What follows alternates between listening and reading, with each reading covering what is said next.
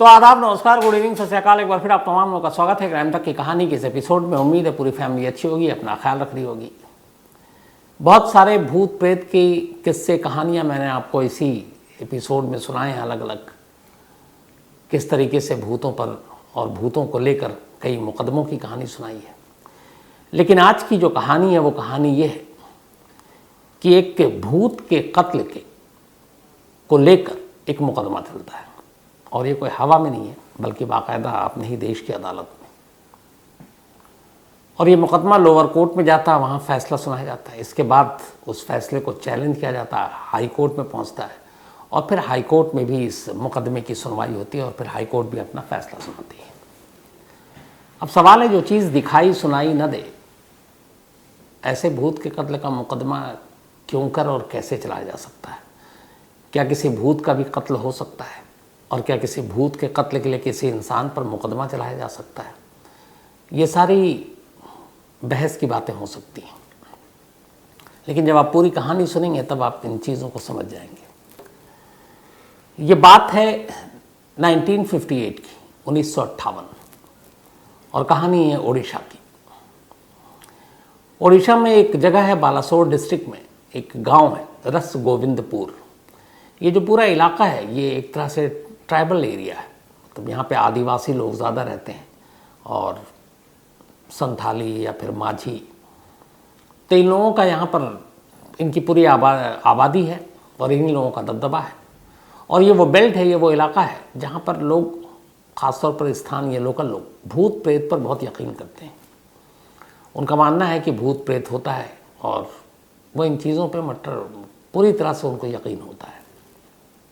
और ऐसे चीज़ों को लेकर बहुत सारे वारदात भी हुई है वहाँ पर। तो इसी रस गोविंदपुर में, बालासोर डिस्ट्रिक्ट के करीब, एक पुराना छोटा सा एयरपोर्ट हुआ करता था। लेकिन 58 आते आते फिर इस एयरपोर्ट में, मतलब एक तो कोई इसका यूज़ नहीं था, ये एक्टिव नहीं था, पुराना हो चुका था, एयरपोर्ट बंद था। लेकिन एयरपोर्ट से जुड़ी हुई जो तमाम चीज़ें थी, बहुत सारे कबाड़ जो थे, आप इसको एरो स्क्रैप कह सकते हैं, वो वहाँ पे पड़े हुए थे। और अच्छे खासे एरिया में ये एयरपोर्ट का पूरा दायरा था। तो एरोड्रम या एयरपोर्ट बंद, लेकिन बहुत सारे वहाँ पे लोहे और ये सारी कबाड़ की चीज़ें, स्क्रैप पड़ी हुई थी, जो काफ़ी कीमती थी। तो इस एयरपोर्ट और उन कबाड़ की हिफाजत के लिए वहाँ पे 2 सिक्योरिटी गार्ड को तैनात किया गया था। इनमें से एक का नाम था दिवाकर और दूसरे का नाम था गोविंद। अब ये दोनों वहाँ ड्यूटी दिया करते। ड्यूटी क्या, कोई काम ही नहीं था, कोई आता ही नहीं, कोई, चूँकि बाउंड्री थी, और बाउंड्री के बाद एक दरवाज़ा जहाँ पे इन लोगों की ड्यूटी थी, तो बाउंड्री पार करके कोई आता नहीं। और शाम होते ही इलाका सुनसान हो जाता, क्योंकि एक तो भूत प्रेत का डर, और इस इलाके में ख़ास ये थी कि लोग रात को अमूमन ट्रैवल या सफ़र करने में झिझकते थे, डरते थे। उन्हें लगता था कि कहीं कोई भूत न टकरा जाए। तो सब कुछ ठीक चल रहा था। इसी दौरान अप्रैल 1958 में कोलकाता से एक बिजनेसमैन, एक कबाड़ी का डीलर, जो स्क्रैप खरीदने का काम किया करते थे, वो पहुंचते हैं इस गांव में। बंधु चटर्जी उनका नाम था। बंधु चटर्जी अप्रैल 1958 में आते हैं, और इस एयरपोर्ट के जो कबाड़ है उसकी नीलामी होनी थी और उन्हें ख़रीदना था। अब इसके लिए उन्हें वहाँ पे रुकना था काफ़ी दिन तक। तो वहीं एयरपोर्ट के पास वो ठहरे हुए, अपने साथ वो अपने एक नौकर को लेकर आए थे। एक नेपाली था, वो राम बहादुर उसका नाम। राम बहादुर उनका वफादार था, लेकर वो आए, और अब वहीं पर वो बिज़नेस की डील हो रही है, और कुछ दिन उन्हें वहाँ रहना है। मई का शुरुआती हफ्ता, बल्कि 20 मई की तारीख आ गई, 20 मई 1958। बंधु चटर्जी वहीं एयरपोर्ट के बाहर एक चाय की टपरी थी, दुकान थी, वहाँ बैठे हुए थे राम बहादुर के साथ, और साथ में दिवाकर भी था, और दूसरा जो गार्ड था गोविंद, वो भी था। ये बैठे हुए थे, तभी वहाँ पे बैठ के गप्पे मार रहे थे, चाय पी रहे थे। लेकिन इसके बाद अचानक इन्होंने देखा कि एक शख्स वहाँ पर आया, और वो उसी लोकल गांव का था वो शख्स। और वहाँ पर आने के बाद उसने कहा चाय वाले से, एक तो चाय पी, और फिर कहा कि आज की रात जो है मैं यहीं इसी दुकान पर रुकूंगा, और अपने गांव नहीं जाऊंगा। अब इस शख्स का नाम था चंद्र मांझी। रात करीब 9 बजे आया चाय की दुकान पर। उसके बाद इसने कहा कि अब मैं सुबह ही अपने गांव जाऊंगा। तो इसकी बात ये सुनकर जो बंधु चटर्जी और ख़ास तौर पर जो राम बहादुर, उसे बड़ा अजीब लगा। उसने पूछा क्यों नहीं जाओगे यहाँ रात को, क्या क्यों रुकोगे, यहाँ है क्या? तो उसने कहा नहीं, मैं रात को नहीं जा सकता, रास्ते में भूत मिल जाएगा मुझे। तो ये लोग हंसे, कैसे कैसे मिल जाएगा? उसने कहा हाँ, रात को भूत मिलता है। अब ये बात तो उसने कह दिया। उसके बाद वो वहीं दुकान पर बैठा रहा। जो चाय की दुकान है वो दुकान कृष्णचंद्र की थी। थोड़ी देर के बाद बंधु चटर्जी ने कहा कि हमें भूत देखना है। तो भूत होता कैसा है? राम बहादुर, उसे भी भूत देखना था। उसने कहा मुझे भी भूत देखना है। लेकिन कृष्णचंद्र जो चाय वाला, उसने मना कर दिया, बोला कि ये खतरा है, खतरनाक हो सकता है। जो चंद्र मांझी आया था, जिसको उस गांव में रात को जाना ही नहीं था, अपने ही गांव में, उसने भी कहा मैं नहीं जाऊंगा। अब चटर्जी ने काफ़ी फोर्स किया। उन्होंने कहा एक बार भूत देखने और हम सब साथ चलेंगे तो कोई डर की तो बात है नहीं। थोड़ी दूर तक चलते हैं, चल के देखते हैं तुम्हारे गांव के रास्ते में कहीं भूत मिलता है कि नहीं। आखिरकार चाय वाला कृष्णचंद्र तैयार हो गया और वो जो गांव का शख्स चंद्र मांझी था वो भी तैयार हो गया। अब वो दोनों और साथ में बंधु चटर्जी और राम बहादुर, ये 4 लोग देर रात दुकान से निकलते हैं भूत देखने के लिए। अब वो जो पूरा एयरपोर्ट का हिस्सा था, उसके इर्द गिर्द में फुटपाथ बने हुए थे और वहाँ पे लाइट भी लगी हुई थी, सरकारी लाइट, स्ट्रीट लाइट। इत्तेफाक से 20 मई 1958 की उस रात बहुत तेज़ हवा चल रही थी। ये लोग अपना आगे बढ़ते रहे भूत की तलाश में कि कहीं रास्ते में, जिस वजह से मांझी गांव नहीं जा रहा, कोई भूत मिलेगा। थोड़ी दूर गए थे, सबसे तेज चुके, सबसे यंग इसमें राम बहादुर था और बहुत ही फुर्तीला था। वो आगे आगे चल रहा था। तो जब ये आगे चलने लगे तो अचानक जो चंद्र मांझी था उसने इशारा किया कि रुक जाओ, आगे कुछ गड़बड़ है। सब ने देखा आगे क्या है। राम बहादुर को भी रोकने की कोशिश की, उसने भी देखा तो देखा सामने लाइट है, जो लाइट जल रही थी। लेकिन हवा तेज थी, इर्द गिर्द में पेड़ थे और वो उस लाइट के थ्रू एक तरह से जो अक्स है, उसकी परछाई वो सड़क पर आ रही है और ऐसा लग रहा है कि जैसे लाइट झूम रहा है। और वो जो अक्स दिखाई दे रही है वो ऐसा लग रहा है कि जैसे कुछ कई बार आपने देखा होगा, कई ऐसी चीज़ें होती हैं जिसमें लगता है कि इंसान की परछाई है। तो उस रात तेज़ हवा, पेड़, तने, पत्ते और वो लाइट, और वो कुछ ऐसी तस्वीर बना रही है कि जैसे कुछ इंसानी हरकत हो रही है ज़मीन पर। एक तो जहन में ये कि भूत देखने जाना है, रात का वक्त, माहौल वैसे ही, और फिर पूरे इलाके में ये मशहूर है कि यहाँ भूत रात को ही मिलता है, लोग घर से निकलते नहीं। और दूसरा, अब ये लाइट के साथ तेज़ हवाएं और ज़मीन पर वो इंसानों का अक्स कभी उभरे कभी गायब हो। ये देखते ही राम बहादुर को लगा कि ये भूत है। अच्छा, पीछे के लोगों को भी लगा।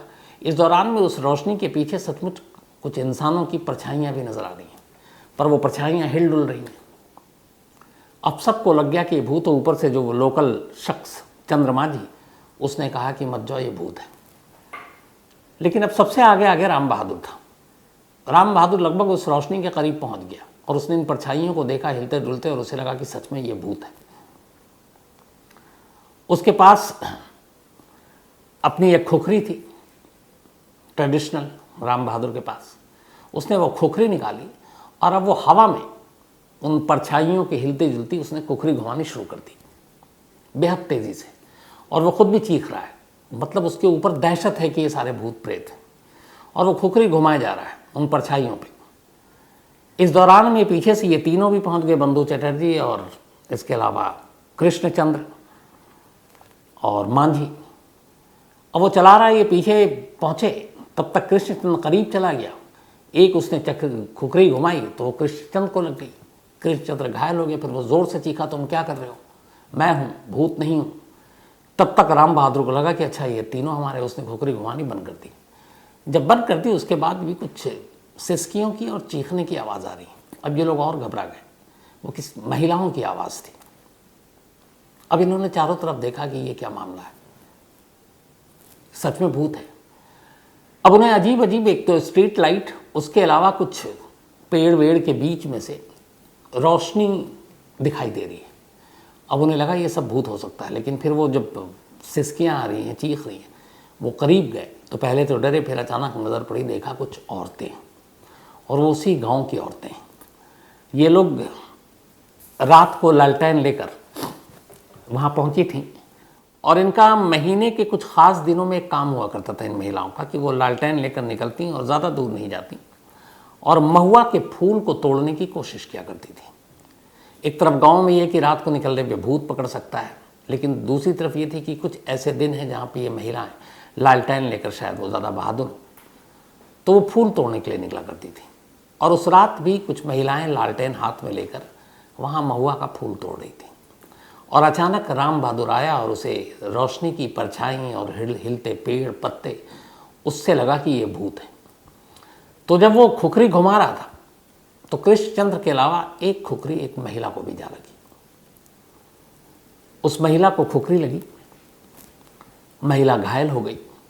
अब जब इन लोगों की नज़र पड़ी तब इन्हें असलियत पता चली, फ़ौरन सब उठाकर महिला को अस्पताल ले गए, लेकिन सुबह होते होते महिला ने दम तोड़ दिया, उसकी मौत हो गई। अब जब मौत हुई तो मामला पुलिस तक गया। पुलिस ने पूरी कहानी पूछी, हर एक ने सच बोला, चाहे वो बंधु चटर्जी हो, चाहे कृष्णचंद्र हो या मांझी हो।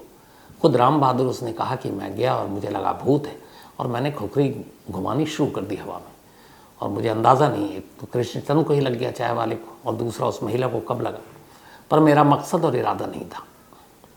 लेकिन एक इंसान का कत्ल हुआ था और एक ज़ख्मी हुआ था, केस तो बनना था, केस बना और राम बहादुर को गिरफ्तार कर लिया पुलिस ने। इसके बाद चार्जशीट तैयार हुई। अब लोअर कोर्ट में ये मामला पहुंचा। जब लोअर कोर्ट में ये मामला पहुंचा तो एक अजीब मुकदमे की अब सुनवाई शुरू हुई। सरकारी वकील का कहना था कि राम बहादुर ने एक इंसान का कत्ल किया है और इसलिए आईपीसी के सेक्शन 302 के तहत जो सज़ा है उसको मिलनी चाहिए। राम बहादुर के वकील ने कहा कि बेशक राम बहादुर के हाथों से कत्ल हुआ है, लेकिन ये कत्ल अनजाने में हुआ है, और जिस वक्त ये कत्ल हुआ उस वक्त वो अपने होशो हवास में नहीं था। वो बुरी तरह डरा हुआ था भूत को लेकर, और भूत से खुद को बचाने के लिए वो चारों तरफ हवा में खुखरी घुमा रहा था। और ऐसी एक खुखरी कृष्णचंद्र को लगी, लेकिन वो बच गया, लेकिन दूसरी खुखरी उस आदिवासी महिला को लगी और उसकी मौत हो गई। तो ये जानबूझकर किया गया कत्ल नहीं है, इसलिए उनके मुवक्किल को माफ़ किया जाएगा। लेकिन इस पर लंबी बहस हुई कि ऐसा कैसे हो सकता है, दोनों तरफ से दलीलें दी गई, सब कुछ हुआ। आखिर में लोअर कोर्ट ने अपना फैसला सुनाया और उसने इस दलील को मान लिया कि राम बहादुर के हाथ से यह कत्ल अनजाने में हुआ है। चलो उसके लिए कुछ थोड़ी बहुत सज़ा, लेकिन कोर्ट ने कहा कि नहीं, इसे कोई सज़ा नहीं मिलनी चाहिए और इसको सीधे सीधे रिहा कर दो, क्योंकि इसने कत्ल की नीयत से कत्ल किया ही नहीं था। अब लोअर कोर्ट ने रिहा कर दिया। उधर आदिवासी महिला जिसका कत्ल हुआ उसके घर वाले नाराज़ हो गए। फिर पुलिस को भी लगा कि ये क्या मामला है, तो पुलिस ने भी, उड़ीसा पुलिस ने भी उड़ीसा के हाई कोर्ट में इस लोअर कोर्ट के फैसले को चुनौती दे दी। अब जब चुनौती दी तो वहाँ ये एक अजीब मुकदमा आया, एक ऐसा मुकदमा कि एक भूत के नाम पर एक इंसान का कत्ल हुआ है और जिसने कत्ल किया उसे लोअर कोर्ट ने सब कुछ, गवाही है वो एक्सेप्ट कर रहा है, विटनेस जितने हैं वो भी सब मान रहे हैं, बता रहे हैं। उसके बावजूद, मतलब यहाँ ये भी नहीं कि सबूत नहीं, वो जो खुखरी जिससे कत्ल हुआ वो खुखरी भी पुलिस के पास है, हर चीज़ पुलिस के पास मौजूद है, सबूत, गवाह, चश्मदीद, लेकिन फिर भी अदालत ने छोड़ दिया। अब हाईकोर्ट के पास जब ये मुकदमा पहुंचा तो हर एक मानकर चल रहा था कि हाईकोर्ट का फैसला बेहद सख्त होगा। हाईकोर्ट में अब बहस शुरू हुई और हाईकोर्ट की बहस लंबी चली। अदालत ने पूरी कहानी सुनी, लोअर कोर्ट के फैसले को सुना और उसके बाद मामला 302 से शुरू होकर आकर ठहर गया आईपीसी सेक्शन 79। अब सारा केस का फैसले का जो दारोमदार था वो आईपीसी 79 पर आकर रुक गया।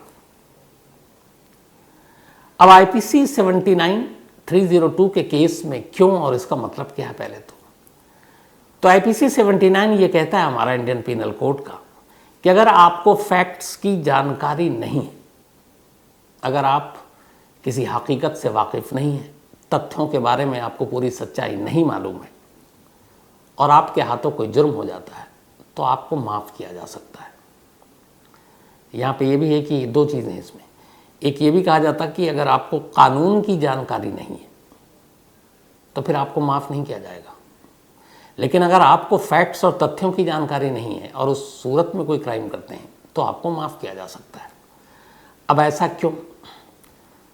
तो बहुत सारे ऐसे कानून हैं जिसके बारे में हम, आप या और लोग नहीं जानते। चलिए, एक देश, एक शहर, एक स्टेट, बहुत सारे कई अपने अपने भी कानून होते हैं। तो अब इंडिया के बहुत सारे कानून हैं कि यहाँ क्या है क्या नहीं है।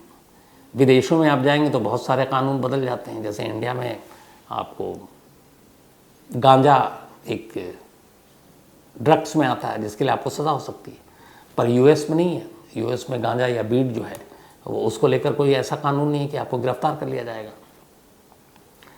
तो अब अगर आप, लेकिन कोई सपोज अमेरिकी इंडिया आता है और यहाँ आकर वो गांजा पीना शुरू कर देता है, बीट लेता है और पुलिस पकड़ लेती है, फिर कहता है कि सॉरी हमें तो यहाँ के कानून के बारे में जानकारी नहीं, तो क्या उसे माफ़ किया जाएगा? बिल्कुल नहीं। यहाँ ये कहा जाता है कि कानून के बारे में आपको जानकारी होनी चाहिए, ख़ासकर ऐसी चीज़ें जो थोड़ी सी मतलब नाजुक चीज़ें हैं, जिसमें आपको लगता है कि क्या ये सही है या गलत है। जब आपके दिमाग में ये सही और गलत की चीज़ें आ रही तो फिर आपको फैक्ट्स मालूम होना चाहिए, आपको जानकारी कानून की होनी चाहिए। अब ये बड़ा साबित करना मुश्किल हो जा सकता है कि किसको कानून की जानकारी थी या नहीं। कई लोग बच सकते थे, कोई भी कुछ कर देते और कहते हमें तो कानून के बारे में पता ही नहीं था इस देश का, हमसे इसलिए गलती हो गई। तो ऐसे में फिर बहुत सारे लोगों को बेनिफिट मिल जाता और वो बच जाते। तो इसीलिए बाकायदा हमारे कॉन्स्टिट्यूशन में, संविधान में और हमारे कानून में दो चीज़ें बड़ी साफ हैं। एक कि अगर किसी शख्स को फैक्ट्स, सच्चाई, हकीकत उसकी जानकारी नहीं है और उसके हाथों कोई जुर्म हो गया, फिर भी उसे माफ़ किया जा सकता, उसे माफ़ करने के बारे में सोचना चाहिए। लेकिन एक दूसरा शख्स जो ये कहता है कि उसे कानून की ही जानकारी नहीं थी और इसलिए उससे जुर्म हो बैठा, तो उसको माफ़ नहीं किया जाना चाहिए, बल्कि उसके केस की उस पूरी नौयत, हैसियत को देखनी चाहिए। तो अब आर्टिकल्स IPC 79 यहाँ पर आ गया। अब इस पर बहस हुई। तो जो बहस हुई उसके बाद पूरी अदालत में ये चीज़ रखी गई कि जब राम बहादुर उस रात वहाँ पहुँचा, तेज़ रोशनी के बीच में हवाएं थी, पेड़ पौधे सब हिल रहे थे, वो एक तरीके से एक परछाई, एक अक्स बना रहे थे, ऐसा लग रहा था जैसे इंसान है। और दूसरा, जब वो चाय की दुकान से वहाँ तक पहुँचा तो ये चारों के मकसद यही था और मन में यही था कि इनको भूत देखना है। तो वो पूरा जो एक सीन था वो ये था कि बस भूत ही भूत है और दिमाग में वही भूत हावी था। तो जब ये पहुँचे और वहाँ इन्होंने इस तरह की परछाई देखी तो राम बहादुर को लगा कि ये भूत है, क्योंकि पहले से उसके दिमाग में ये बैठा हुआ था। और इसी के बाद उसने खुखरी निकाली और भूतों पर हमला करना शुरू कर दिया। उसे लगा कि वो उस परछाई की जगह उन भूतों को मार रहा है। और इसी बीच वो खुखरी उस औरत को लग गई और उसकी जान चली गई, जो वहाँ पर ऑलरेडी थी और जिसके बारे में इन लोगों को पता ही नहीं था और इन्होंने देखा नहीं था। तो यहाँ पे जो फैक्ट्स था, जो तथ्य थे, वो ये थे कि वो भूत मानकर चल रहा था और भूत पर हमला कर रहा था, न कि किसी इंसान पर। तो जब ये IPC सेक्शन 79 की बात आई और उसके बाद अदालत ने वो सारी कहानी सुनी, तो फिर हाई कोर्ट का एक ऐतिहासिक फैसला आया और हाई कोर्ट ने कहा उस रात जो भी हुआ वो सब कुछ भूत के लिए हुआ था, भूत के साथ हुआ था। खुखरी निकली भूत के लिए। ये चारों चाय की दुकान से निकलकर ढूंढने गए थे भूत को। इन सब के दिमाग में भूत हावी था और इन्हें उन रोशनी और परछाइयों से लगा कि भूत ही है। तो इसलिए खुद को, अपनी जान बचाने के लिए, उस दहशत से उबरने के लिए राम बहादुर ने अपनी खुखरी से भूत पर हमला किया।